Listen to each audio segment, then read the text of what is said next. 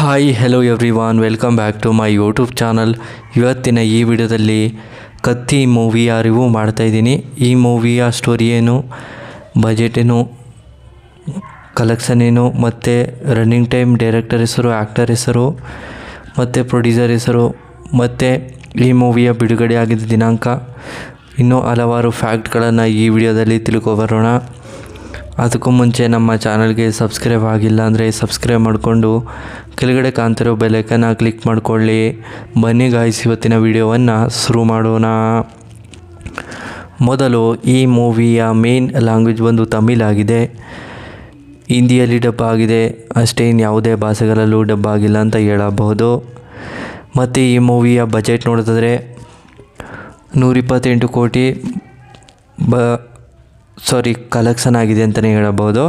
Budget ನೋಡಿದ್ರೆ 50 ಕೋಟಿ budget ಆಗಿದೆ ಅಂತಲೇ ಹೇಳಬಹುದು. ಮತ್ತು ಈ ಮೂವಿಯ ರನ್ನಿಂಗ್ ಟೈಮ್ ಬಂದು 161 ನಿಮಿಷಗಳ ಕಾಲ ಈ ಮೂವಿಯನ್ನು ತುಂಬ ಅದ್ಭುತವಾಗಿ ಕೊಟ್ಟಿದ್ದಾರೆ ಅಂತ ಹೇಳಬಹುದು. ಮತ್ತು ಈ ಮೂವಿಯ ಬಿಡುಗಡೆಯಾಗಿದ್ದ ದಿನಾಂಕ ಅಕ್ಟೋಬರ್ 22, 2014 ಬಿಡುಗಡೆಯಾಗಿರುವಂಥ ಸಿನಿಮಾವಾಗಿದೆ ಅಂತಲೇ ಹೇಳಬಹುದು. ಮತ್ತು ಡೈರೆಕ್ಟರ್ ಹೆಸರು ಮುರುಗದಾಸ್. ಹಾಗೆಯೇ ಈ ಮೂವಿಯ ಪ್ರೊಡ್ಯೂಸರ್ ಹೆಸರು ಸೋಪ್ ಶಂಕರ್. ಹಾಗೆಯೇ ಈ ಮೂವಿಯಲ್ಲಿ ಯಾರ್ಯಾರು ನಟ ನಟಿಯರು ಇದ್ದಾರೆ ಅನ್ನೋದನ್ನು ನೋಡಿದ್ರೆ ಮೊದಲು ವಿಜಯ್ ಹಾಗೂ ಸಮಂತಾ, ಸತೀಶ್, ಇನ್ನೂ ಹಲವಾರು ಆ್ಯಕ್ಟರ್ಸ್ಗಳು ಈ ಮೂವಿಯಲ್ಲಿ ನಟನೆ ಮಾಡಿದ್ದಾರೆ ಅಂತ ಹೇಳಬಹುದು. ಮತ್ತು ವಿಜಯ್ ಅವರು ಹೀರೋ ಕ್ಯಾರೆಕ್ಟರ್ನ ಪ್ಲೇ ಮಾಡಿದ್ದು ತುಂಬ ಅದ್ಭುತವಾಗಿ ನಟನೆ ಮಾಡಿದ್ದಾರೆ ಅಂತ ಹೇಳಬಹುದು. ಒಂದು ರೈತರಿಗೆ ಸಂಬಂಧಪಟ್ಟಂಥ ಸಿನಿಮಾವಾಗಿದೆ ಅಂತಲೂ ಕೂಡ ಹೇಳಬಹುದು. ಮತ್ತು ಒಂದು ಲವ್ ಸ್ಟೋರಿನೂ ಕೂಡ ಈ ಮೂವಿಯಲ್ಲಿ ತುಂಬ ಅದ್ಭುತವಾಗಿ ಕೊಟ್ಟಿದ್ದಾರೆ ಅಂತಲೇ ಹೇಳಬಹುದು. ಸಮಂತಾ ಅವರು ಹೀರೋಯಿನ್ ಕ್ಯಾರೆಕ್ಟರ್ನ ಪ್ಲೇ ಮಾಡಿದ್ದಾರೆ, ತುಂಬ ಅದ್ಭುತವಾಗಿ ನಟನೆ ಮಾಡಿದ್ದಾರೆ ಅಂತಲೂ ಕೂಡ ಹೇಳಬಹುದು. ಈ ಮೂವಿಗೆ ಮೆಚ್ಚುಗೆ ಅಂತ ಪಡೆದಿರುವಂಥ ಸಿನಿಮಾವಾಗಿದೆ ಅಂತಲೂ ಕೂಡ ಹೇಳಬಹುದು. ಈ ಮೂವಿಗೆ ಅತಿ ಹೆಚ್ಚು ಫ್ಯಾನ್ಸ್ಗಳು ಕೂಡ ಹೊಂದಿರುತ್ತಾರೆ ಈ ಮೂವಿಗಂತೂ. ಹಾಗೆಯೇ ಈ ಮೂವಿಗೆ ತುಂಬ ಕ್ರೇಜ್ ಇರುತ್ತೆ ಅಂತಲೇ ಹೇಳಬಹುದು. ಮತ್ತು ಇವಾಗಲೂ ಕೂಡ ತುಂಬ ಕ್ರೇಜ್ ಇದೆ ಈ ಮೂವಿಗಂತೂ. ಮತ್ತು ಆಲ್ ಟೈಮ್ ಸರ್ಚಿಂಗ್ ಆಗಿರುತ್ತೆ ಅಂತಲೇ ಹೇಳಬಹುದು. ಹಾಗೆಯೇ ಈ ಮೂವಿಯ ಒಂದೇ ಸ್ಟೋರಿ ಹೇಳುತ್ತಿದ್ರೆ, ಕಾರ್ತಿಕ್ ಅನ್ನೋ ವ್ಯಕ್ತಿ ಇರ್ತಾರೆ. ಕಾರ್ತಿಕ್ ಅವರಿಗೆ ತಂದೆ ತಾಯಿ ಇರ್ತಾರೆ. ಕಾರ್ತಿಕ್ ಅವ್ರಿಗೆ ಅಣ್ಣ ಕೂಡ ಇರ್ತಾರೆ, ಆದರೆ ಅವ್ರಿಗೆ ಗೊತ್ತಿರೋದಿಲ್ಲ ಕಾರ್ತಿಕ್ಗೆ. ಅವಳಿ ಜೋಳಿ ಮಕ್ಕಳಾಗಿರ್ತಾರೆ ಅಂತಲೇ ಹೇಳಬಹುದು. ಕಾರ್ತಿಕ್ ಏನು ಮಾಡ್ತಾರೆ ಅಂದರೆ, ಅವರೇ ಒಂದು ಫ್ರೆಂಡ್ ಜೊತೆ ಜೀವನವನ್ನು ನಡೆಸ್ಕೊಂಡು ಹೋಗ್ತಾ ಇರ್ತಾರೆ.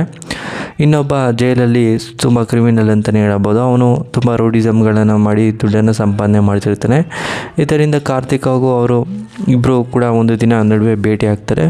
ಅವರಿಬ್ಬರು ಕೂಡ ಟ್ವಿನ್ಸ್ ಅಂತ ಗೊತ್ತಾಗುತ್ತೆ. ಮತ್ತು ಅವರಿಬ್ಬರು ಇದನ್ನೆಲ್ಲ ಮಾಡಬೇಡಿ ಅಂತೇಳಿ ಕಾರ್ತಿಕ್ ಅವರು ತುಂಬ ಒತ್ತಾಯನ ಮಾಡಿ ಅದನ್ನೆಲ್ಲ ರೌಡಿಸಮ್ನೆಲ್ಲ ಬಿಡಿಸಿ ಅವರಿಗೆ ಸರೆಂಡರ್ ಆಗಿಸ್ತಾರೆ.